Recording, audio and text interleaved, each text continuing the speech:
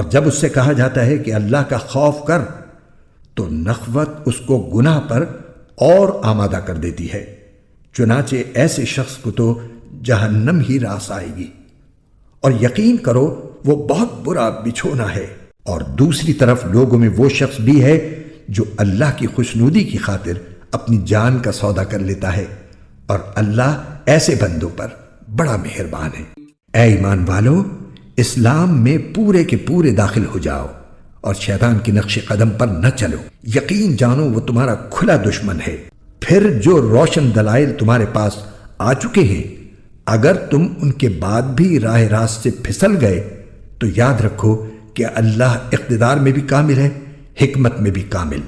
یہ کفار ایمان لانے کے لیے اس کے سوا کس بات کا انتظار کر رہے ہیں کہ اللہ خود بادل کے سائبانوں میں ان کے سامنے موجود ہو اور فرشتے بھی اس کے ساتھ ہوں اور سارا معاملہ ابھی چکا دیا جائے۔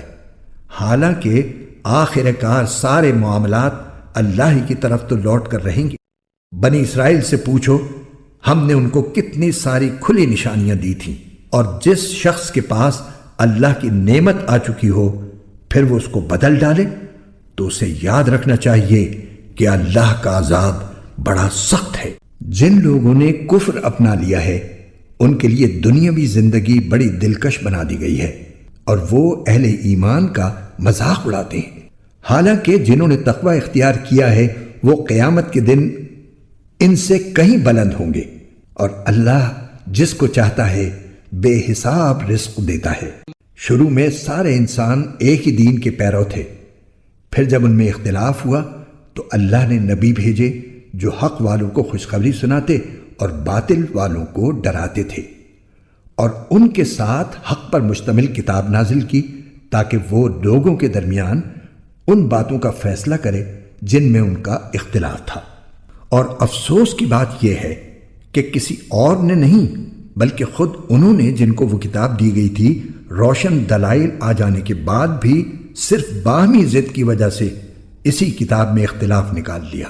پھر جو لوگ ایمان لائے اللہ نے انہیں اپنے حکم سے حق کی ان باتوں میں راہ راست تک پہنچایا جن میں انہوں نے اختلاف کیا تھا، اور اللہ جسے چاہتا ہے راہ راست تک پہنچا دیتا ہے۔